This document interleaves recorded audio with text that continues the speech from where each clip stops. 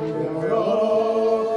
영혼아 저녁배가 내 영혼아 내 몸과 정성하여 주 경배하라.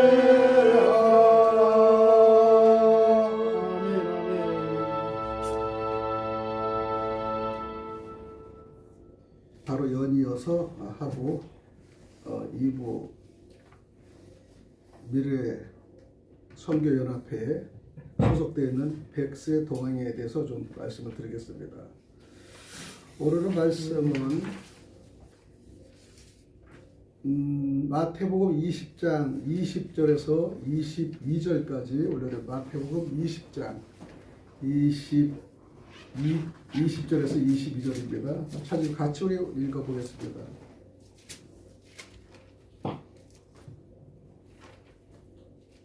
마태복음 20장 20절입니다.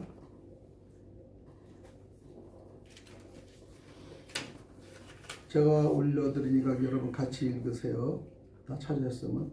그때 세베대의 아들의 어머니가 그 아들들을 데리고 예수께 와서 절하며 무엇을 구하니 예수께서 이르시되 무엇을 원하느냐 이르되 나의 이 두 아들을 주의 나라에서 하나는 주의 우편에 하나는 좌편에 앉게 하여 주옵소서.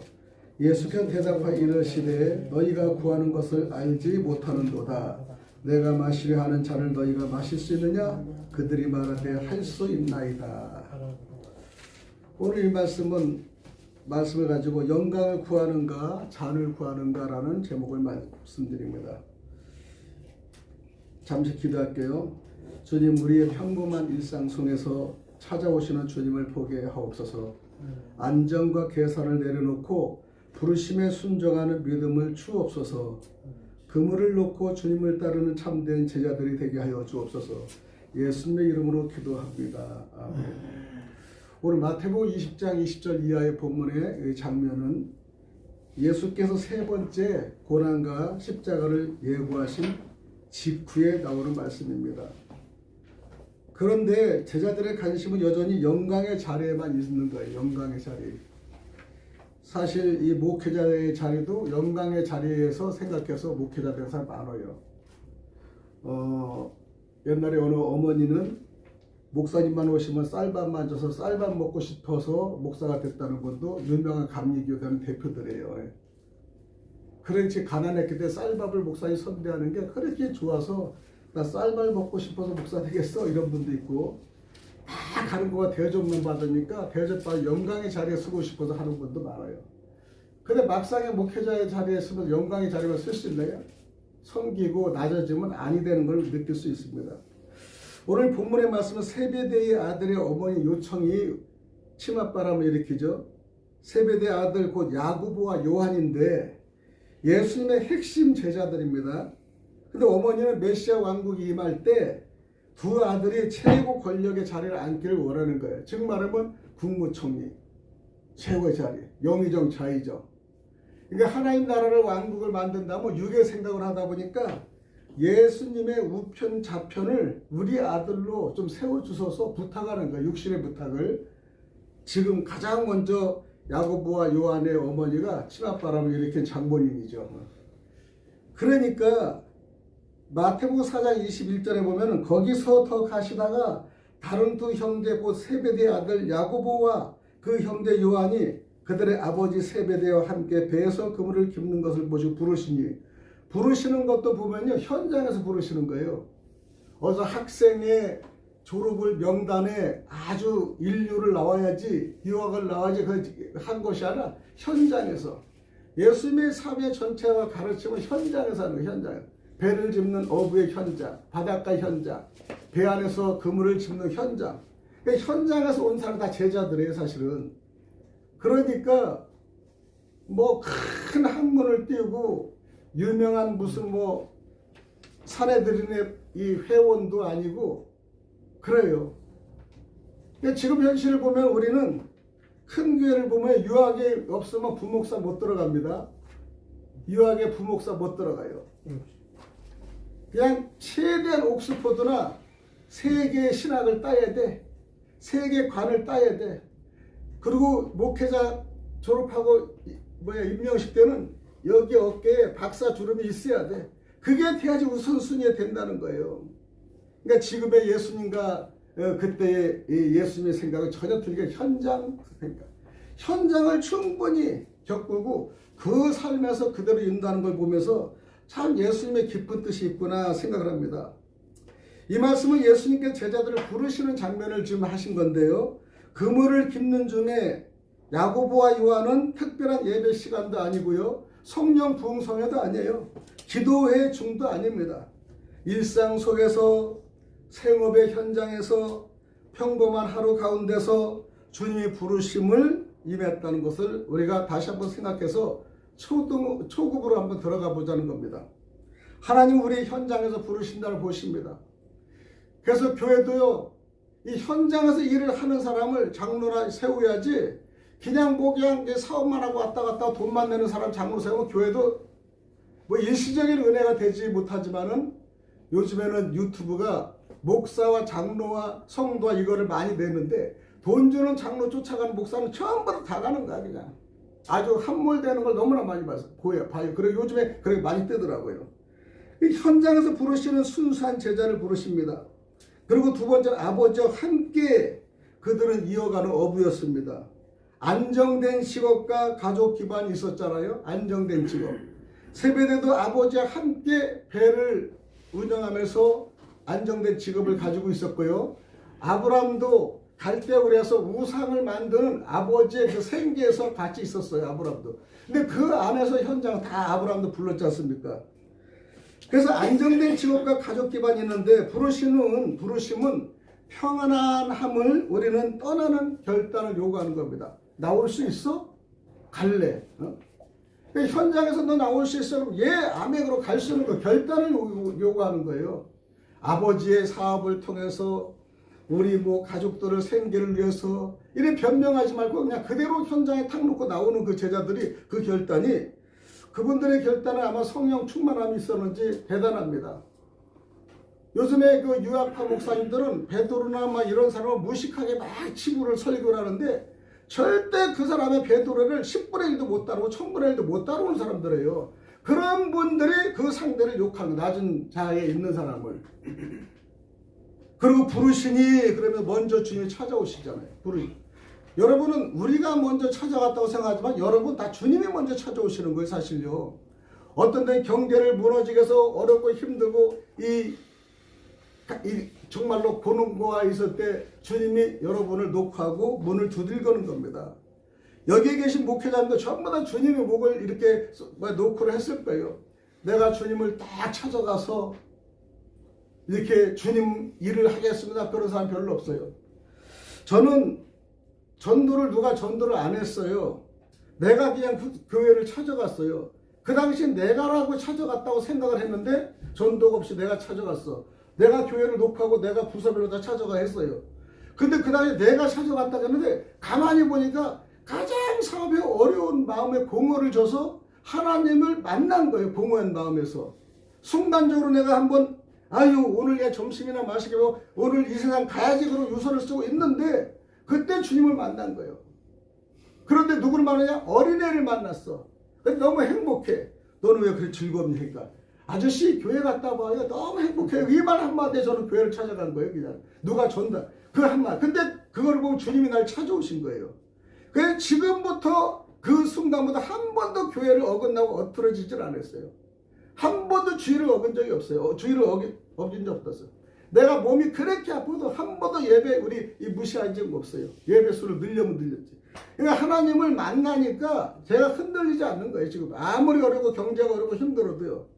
그래서 주님이 먼저 찾아오신 거를 감사히 생각을 하시기 바랍니다. 잘못 생각하면 내가 찾아갔다고 생각했는데 아니에요. 다 주님이 여러분이 찾아오셨습니다. 제자들이 준비되어 있어서가 아니라요. 우리들이 준비되어 있어서가 아니라요. 예수님이 주권적 선택이라는 걸 아셔야 됩니다. 부르심은 자격이 아니라 은혜입니다. 사실 은혜. 우리는 은혜 때문에 온 거지 우리는 자격이 있어서 나오는 거예요. 자격으로 따지면 우리는 전부 다 원죄고 범죄자잖아요. 내가 범죄 하나도 안. 나는 누구를 살인도 안 하고 누구 이용도 하지 않는데. 그런데 원죄가 우리는 그렇게 돼 있잖아요. 마귀의 씨앗을 우리가 낳기 때문에. 그럼 이걸 영적 의미로 보면요. 본문은 제자의 세 가지 특징을 말씀하시는데 첫 번째, 일상에서 부르심을 듣는 사람. 여러분의 현장에서 부르심을, 어떤 분은 깡패에 활동하다 그 깡패 속에서 느껴서 돌아온 사람, 어떤 사람은 이 청량리에서 창녀짓을 하다가 돌아와서 목회를 하신 분, 여성분도 많아요. 하나님은 교회 안에서만이 아니라 삶의 현장에서 역사하시는 것을 오늘 제자들을 보고 알 수가 있습니다. 두 번째 영적 의미는요, 안정 대신 순종을 택하는 사람 중에 순종. 아브라함 순종했잖아요. 노아 순종했잖아요.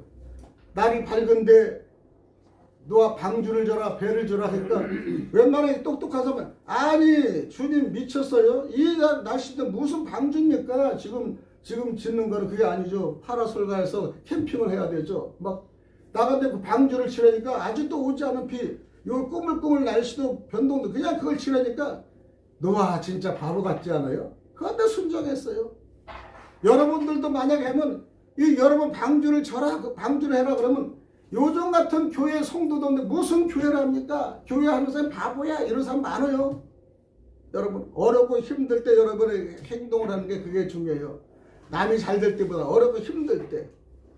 그렇기 때문에 어렵고 힘들 때 개척하고 교회를 하는 분들이 더 성령이 뜨거운 사람, 믿음이 흔들리지 않은 분들이에요. 그분은 딱 말씀에 순종하는 거예요. 안정 대신 순종을 택하는 사람입니다. 배와 그물은 여러분 생계입니다. 이분들을 배와 그물은 생계잖아요. 그러나 그들은 더 큰 부르심을 택한다. 큰 부르심.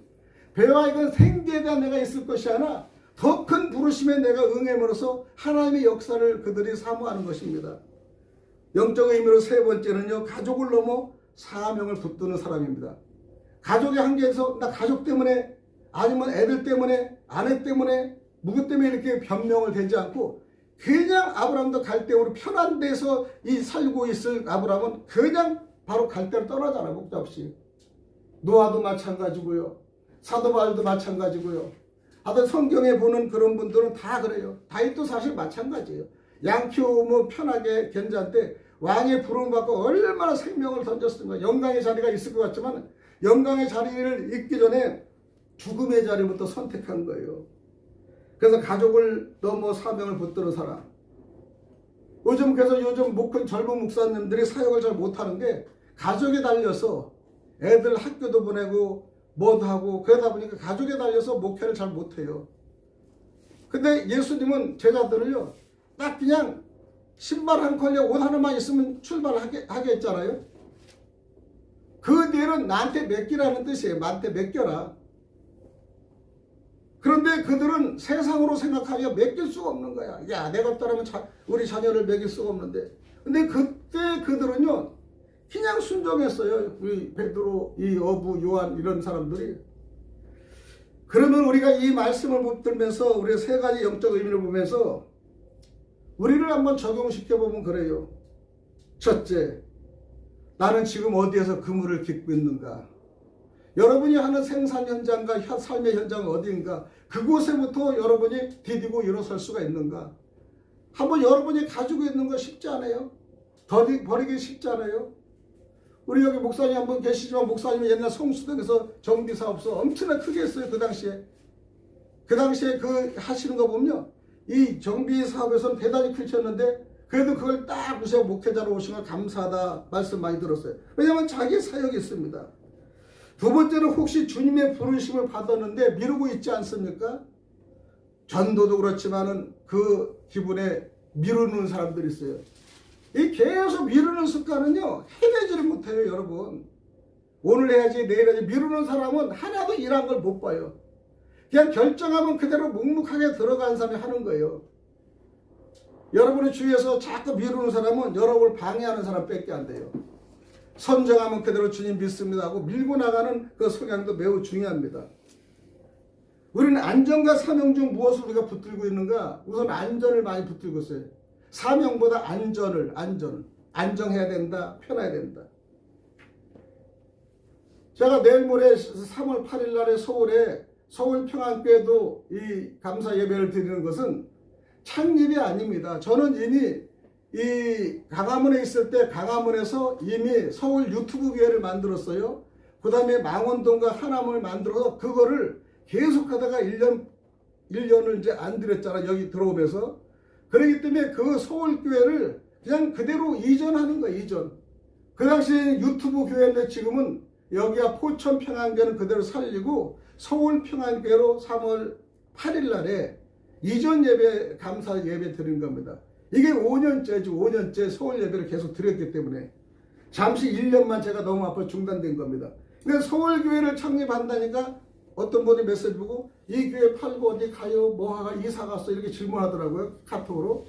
이사가 포천교회는 본부로 그대로 있고 서울평안교회가 생겨서 제2의 이 사역을 하는 겁니다. 여기까지 오신 분도 어렵지만 저는 사역이 목회자 중심으로 사역을 함께하며 교제하며 나누는 거, 그 다음에 말씀을 나누는 거 여러 가지로 계획을 삼는 겁니다. 우리는 사명에 우리가 문제가 있어야 되는 거예요.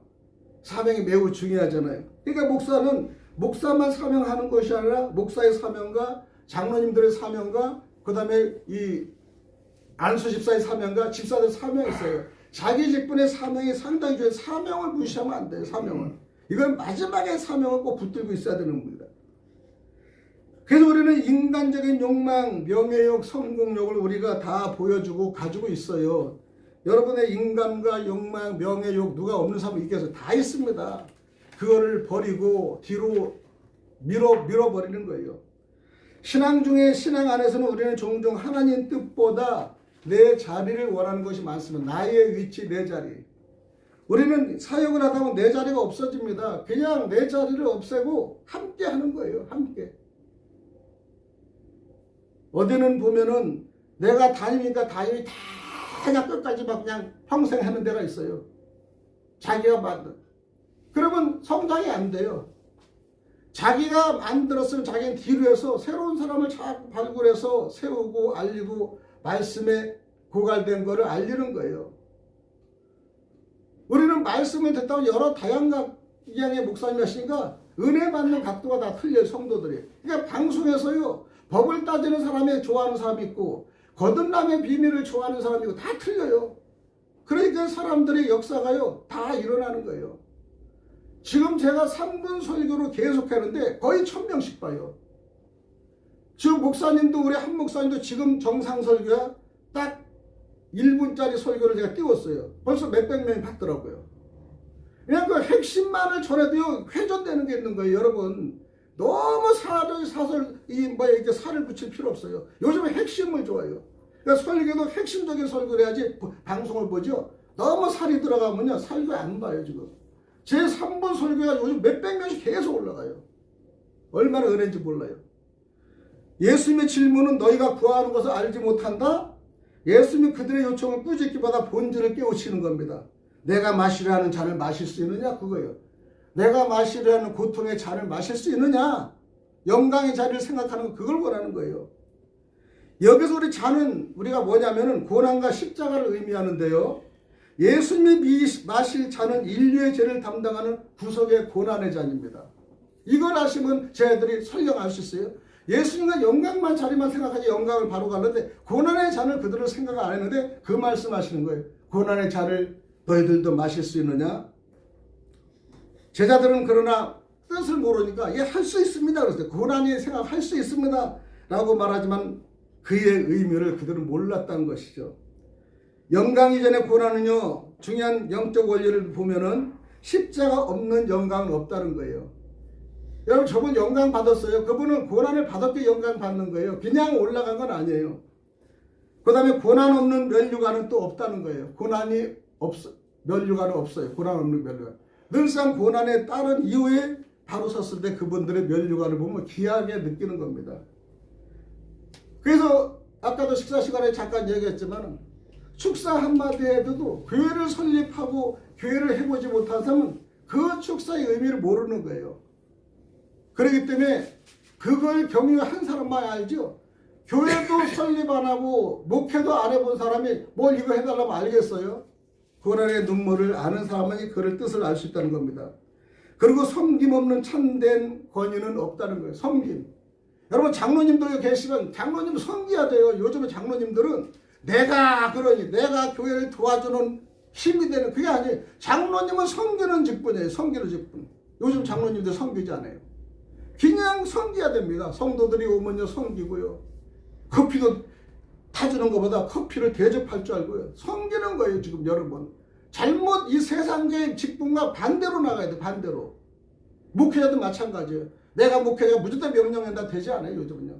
섬기는 거예요. 그럴 때 존경스러운 거예요. 존경스러운 거예요.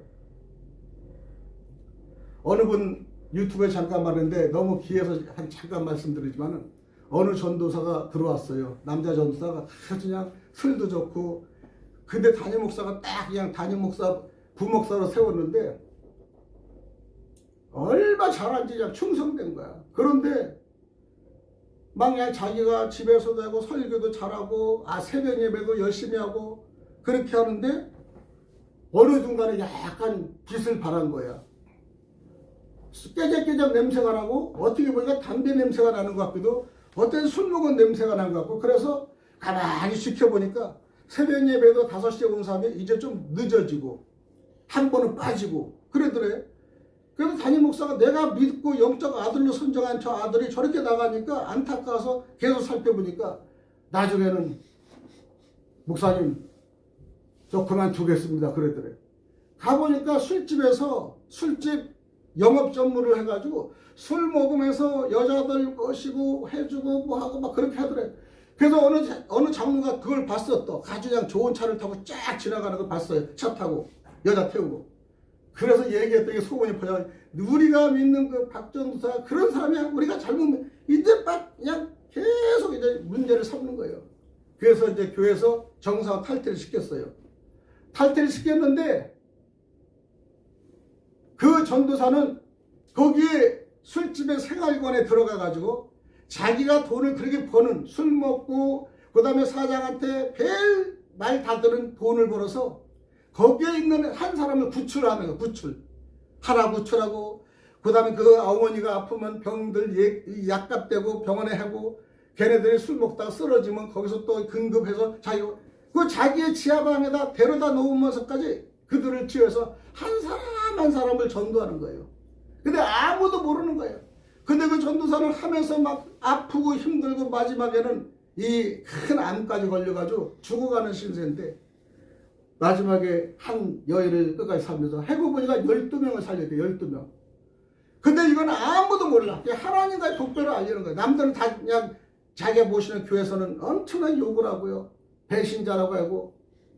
근데 나중에는 5년 후에 담임 목사도 이름도 성도 다 지워버리고 너는 이제 내 영적 아들도 다 지워버렸다. 그러는데 5년 후에 모르는 전화가 와서 안 받을까 그러다가 받았더니 한 여성이 누구누구 목사냐고 그렇다니까 지금 박진호 씨가 사경을 헤매는데 목사님 찾는데 걔 나하고 끊었어 안 가 그러니까 그 전화를 하는 그 아가씨가 목사님 그게 아니에요. 내가 그분이 나를 살려서 지금 생명을 유지해서 내 그분의 곁에서 간호를 하는데 정말 견딜 수 없습니다. 이제 마지막인데 오늘 숨 넘어가시는데 마지막에 목사님 꼭 얼굴을 보고 손을 만지고 싶고 가신다고 해서 갔더니 몰골이 그냥 형편이 마지막에 암이 말기가 돼서 이제 마지막 죽어가는데 이게 목사님 그 말은 못하고 글로 쓰고 눈으로 표현하더래. 그래서 이제 내가 얼굴을 한번 꼭 뵈고 싶어서 마지막으로 갑니다. 그러고 이제 조금 이따 갔어요. 죽었어. 그 집에 가서 예배를 드리고 기도를 하고 짐을 정리해 주니까 요만한 수첩이었는데 자기하고 결별한 순간부터 계속 자기들 교회를 거기서 기도를 하더래요. 기도하고 우리 영적 아버지 우리 목사님 정말로 담대게 우리 목사님 정말 사랑해 주시고 제가 비록 여기서도 아무것도 못하지만 우리 목사님이 교회를 위해서 사역을 하실 분이고 저는 이 밑바닥에 와서 사역할 사람이라 이 밑바닥 사역 우리 목사님 못하십니다. 우리 목사님 큰 사역을 하셔야 되고 나는 이런 데서 해서 이 사람을 구원을 하겠다고. 그러면 그때부터 기도하면 한 장 한 장 울릴 때부터 그분이 눈물을 무릎을 꿇고요. 그래가지고 그 간증을 봤어요. 우리 박전도가 기쁜 뜻이 있구나. 그래가지고 교회에서 그 얘기를 다 하니까 전부 다 회개가 역사가 일어나고요. 그 회개를 통해서 교회가 새로 반전이 돼서요. 더 그 신앙이 박차서 교회가 정말로 다른 분위기로 바뀌었다는 것을 보면서 너무나 감사하고 저도 눈물이 나더라고요. 아무도 모르는 그 사역을 한다는 쉽지 않습니다. 그 전도사는 그런 사역을 하면서 마지막에 목숨을 생명을 던지고 그들을 12명을 살려냈다는 것입니다. 우리는 섬김이 없는 참된 권위는 없다는 것이죠. 그래도 우리는 예수님의 나라는 세상 나라와 다르기 때문에 높아지려면 낮아야 하고 낮아지려면 섬겨야 한다는 것이죠. 그래서 우리는 영광을 구하는가 자리를 구하는가를 제목을 가지고 우리는 무엇을 구하고 있는가? 여러분 자리입니까? 직책입니까? 인정을 받는 걸 원합니까? 영향력을 원합니까? 예수는 물을 때 내 잔을 마실 수 있느냐 물어보시는 거예요. 십자가의 길은 체면이 죽는 길이며 자아가 깨지는 길이며 눈물이 흐르는 길이에요. 그러나 그 길 끝에는 부활이 있다는 것을 아셔야 됩니다. 그것 때문에 우리가 하는 거예요. 우리는 신앙은요 출세가 아니라 헌신입니다. 직분은요 권리가 아니라 책임입니다.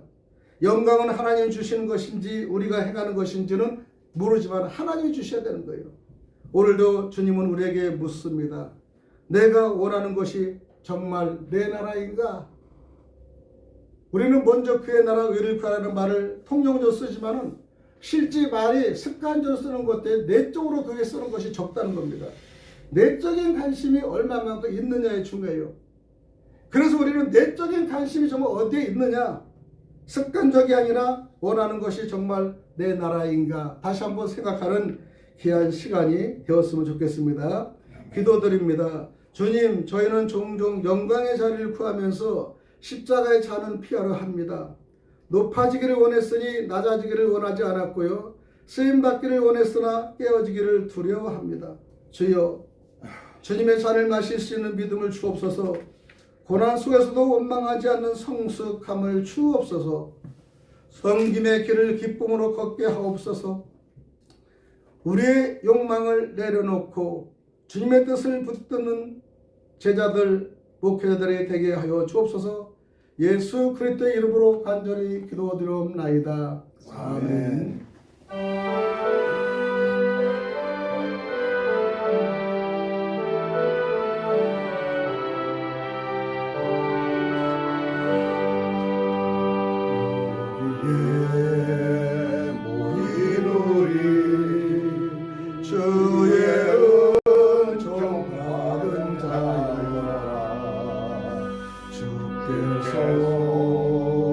이 자리에 함께 계심을 아노라. 언제나 주님만을 찬양하며 따라가리니 시험을 당할 때도 함께